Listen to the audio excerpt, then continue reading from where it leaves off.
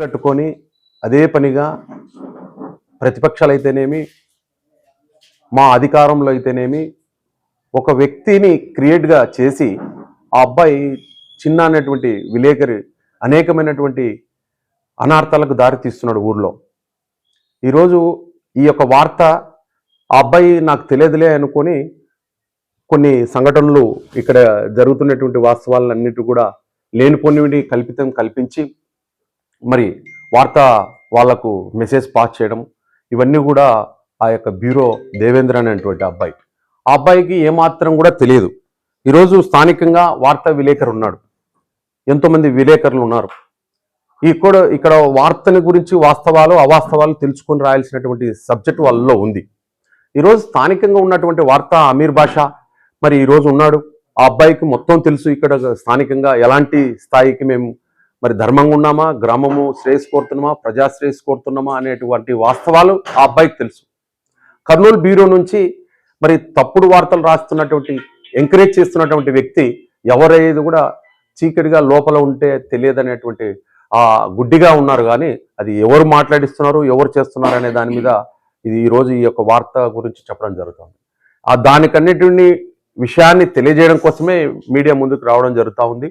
ఈరోజు ఆ అబ్బాయి దేవేంద్ర అనే అబ్బాయి ఎవరిని చూసి ఎందుకు రాయాల్సి వచ్చింది 466 సర్వే నంబర్ గురించి మాట్లాడాడు. 466 సర్వే నంబరు దాదాపుగా 2 ఎకరాల 20 సెంట్లు రైతులు ఉన్నారు. వాళ్ళు రీసెర్చ్ చేసినారు, వాళ్ళ స్థితిగతులు క్లియర్ కట్గా వాళ్ళు రీసెర్చ్ చేసినారు. వాళ్ళు ఆ రైతులతో ఏమన్నా స్టేట్మెంట్ తీసుకున్నావా? అట్లాలే గుడ్డిగా రాసి ఈరోజు అనేకమైనటువంటి కేసులకు బనాయించి వ్యక్తిగత విషయాల్లోకి ఇన్వాల్వ్ అయ్యి లేనిపోని ఇబ్బందులకు గురి చేసేటువంటి స్థాయికి దిగారు. మీరు ఇబ్బందులు పడుతూ నన్ను ఇబ్బందులు పడుతూ అందరికీ ఇది మంచిది కాదు, శ్రేయస్కరమైనది కాదు. ఈరోజు నేను మీడియా మిత్రులకు అందరికి చెప్పేది ఏంటంటే ఎస్పీ దగ్గరికి పోవాలనుకున్నా, ఇతని మీద కంప్లైంట్ చేయాలనుకున్నా, మరి బ్యూరో వాళ్ళని మేనేజర్ వాళ్ళని మాట్లాడాలదలుచుకున్నా.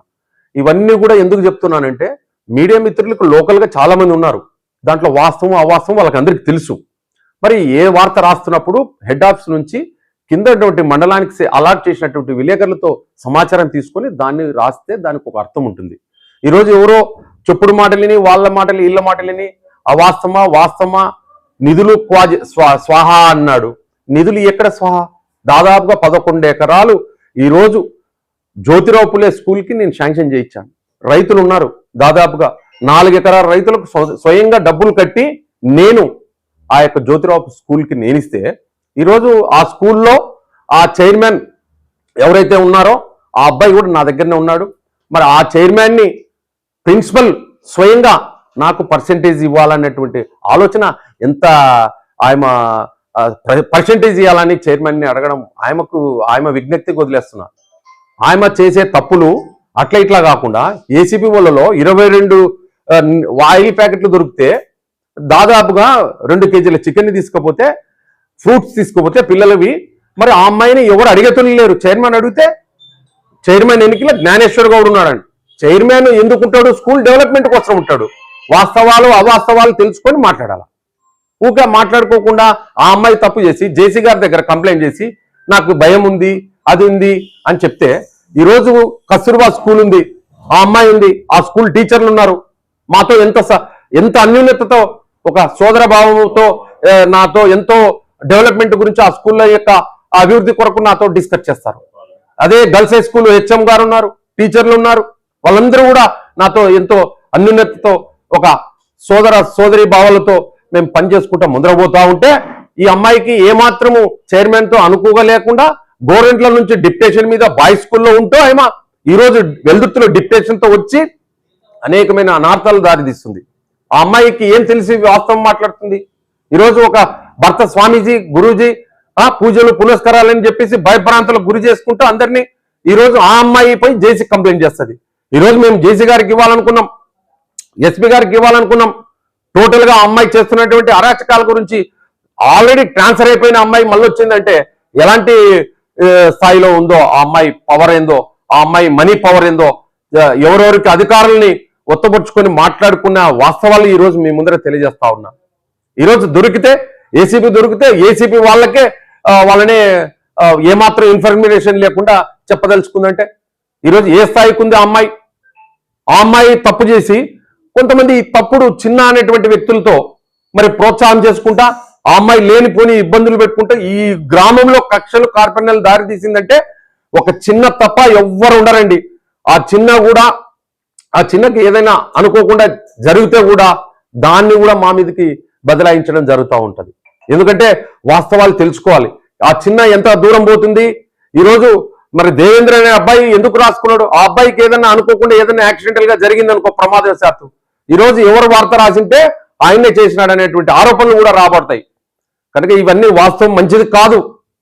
వార్త రాసేటప్పుడు ఒక ఇంటెలిజెన్స్ రిపోర్టు విచారణ చేసి ఒక వ్యక్తి ఏం చేసినాడు అని తెలుసుకొని రాస్తే దానికి ఒక అర్థం ఉంటుంది. ఈరోజు ఎస్సీ ల్యాండ్ అంటున్నారు. ఎస్సీలు దాదాపుగా ఇంత పెద్ద ఊర్లో 20,000 పాపులేషన్ ఉంది, 13,500 ఓట్లు ఉన్నాయి. ఈరోజు ఇంత పాపులేషన్ లో ఒక్క వ్యక్తి వచ్చి నా ఇంటి దగ్గరకు వచ్చి చిన్న అన్యాయం జరిగిందని చెప్పతే ఇంతమంది మీడియా మిత్రులు కాదని తప్పు చేయడానికి ఎలాంటి సాహసం చేస్తారు? ఇసుక అన్నారు, గ్రావెల్ అన్నారు. ఏ ఒక్క గ్రావెల్ కానీ అమ్ముకున్నట్లు కానీ ఇసుక కానీ అది తప్పుడు పని, తప్పుడు మాటలు మాట్లాడుతున్నారు. అది వాస్తవాలు తెలుసుకొని మాట్లాడాలా. ఈరోజు చిన్న చేస్తున్నటువంటి పని అవతల మా పార్టీలే, అవతల ప్రతిపక్షంగా 2 వర్గాలు ఉన్న వాళ్ళమే మేమే ఇబ్బంది పడుతున్నాం. ఈ రోజు ఈ పిల్లోడు చేసినటువంటి తప్పుడు సమాచారానికి అవతల వాళ్ళు కానీ తినాలన్నా కూడా ఎంతో మంది. నా కాడ చెంచా గ్యాంగ్ ఉందంట. చెంచా గ్యాంగ్ అనేది ఒక మాట ఒకసారి నువ్వు అనేటప్పుడు 3 ఏళ్ళు నీకెళ్ళి చూపిస్తున్నాయని ఆలోచన చేయవా? ఆ గ్యాంగ్లు ఏం చేస్తున్నారు అని నేను విడమర్చి పత్రికా విలేకరుల ముందర చెప్పాలనా? నిన్ను అనలేక నిన్ను ఎంతో ఇబ్బంది పెడుతున్నారు. నువ్వు ఊరిని నాశనం చేయడానికి పట్టినావు. నువ్వు ఈరోజు ఎస్సీ కార్పొరేషన్ లో దాదాపుగా 20 మంది బెనిఫిషియర్లు ఉంటే మీ నాయనకు ఒక భాగము నీకు ఒక భాగం ఇస్తారా?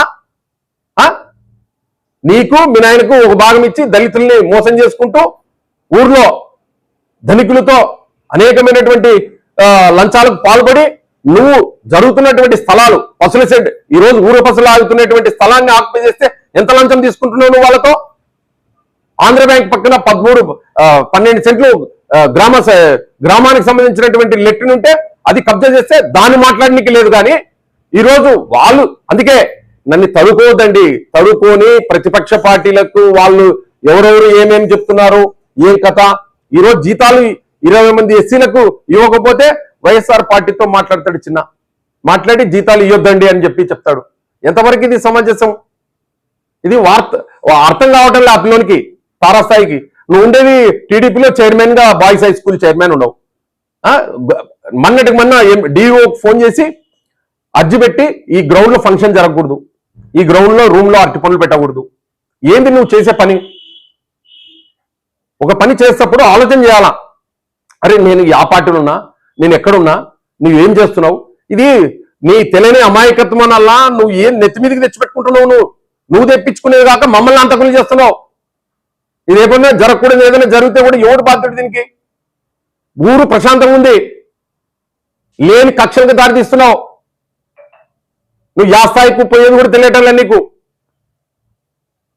కనీసము వాస్తవాలు తెలుసుకోకుండానే ఒక అన్ని అక్కడ ఇక్కడ ఎవరు హాస్పిటల్ కాడ ఎవరు, నీళ్ళ ట్యాంకుల దగ్గర ఎవరు, అవన్నీ నేనంటే ఎంత దూరం పోతుంది? అంటే ఎవరిని తిననీయకుండా ఎవరిని కార్యకర్తల్ని ఆదుకోకుండా చూస్తున్నావు. నువ్వు చేసే ప్రయత్నాలు ఇవి. ఈరోజు 2 సంవత్సరాలు అయింది. జ్యోతిరావు పులే స్కూల్లో దాదాపుగా కుక్కర్ అయితేనేమి, వాచ్మెన్ అయితేనేమి, హెల్పర్లు అయితేనేమి, టీచర్లు అయితేనేమి, గతంలో డిప్యూటీ సీఎం కె కృష్ణమూర్తి టైంలో మేమందరినీ కూడా ఎక్కించాం.